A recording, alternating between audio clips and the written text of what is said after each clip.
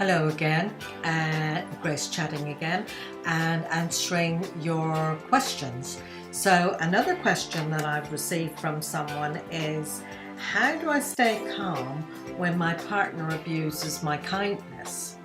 So I'm not quite sure how to take this. I'm not sure whether your partner is actually abusing your kindness. Is he or she an abusive person, or are you oversensitive?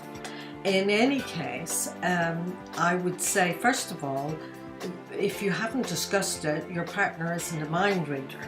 So first of all, you need to arrange a time to sit down and because this obviously matters to you, and if you feel that your kindness is being abused, then you need to, if you want to stay in the relationship and you want to try to sort it out, then you need to arrange a time when you can sit down with your partner and talk to him or her and tell him or her how you're feeling. Now, I would suggest that you use a little formula that I teach people on assertive communication, which is about not being a victim and not kind of going into that, oh, poor me, look what you're doing to me routine, but equally not being aggressive and argumentative about it either. So it's the DESC, desk formula. So it goes something like this. You would say, first of all, describe the situation. So you would say, darling, it seems to me that, for the last X amount of time, I have been consistently kind to you, and you are behaving in abusive ways. Then you would express how you feel. You would say, I feel very hurt and angry about that. And then you specify what you want. I want that behaviour to change. And then you say, see, what is the consequences if that doesn't happen?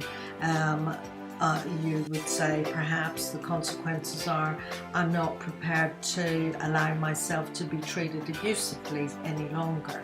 And so if it continues, I would have to consider removing myself from our relationship. And I don't want to do that. So I know that may seem a bit heavy, but if you truly are being treated abusively, you need to see, is your partner willing to address that behaviour? B, if you are being oversensitive and being seeing yourself as a victim, then perhaps you need to look at how you perceive the situation. Chances are it's a bit of both of those things, and perhaps you both need to look at how you're interacting with each other, and perhaps you're caught up in what's known as the drama triangle, which is the topic of another video. And if you're caught up in the drama triangle, you need to understand that dynamic and how you can get out of it. So the thing is, if you really want to sort this out, you need to have that discussion with your partner and see how he or she responds. One of the things when you're having difficult and tense conversations is that you need to remember to breathe and take deep breaths and not tense your shoulders and breathe shallowly, because then that puts you into a state of fight or flight, and you're more likely to have an argument about it. So make sure that you breathe and to stay calm, and you use that little DESC formula that I've just gone through with you, and see where that gets you as a first step. Hope that works for you. Bye for now.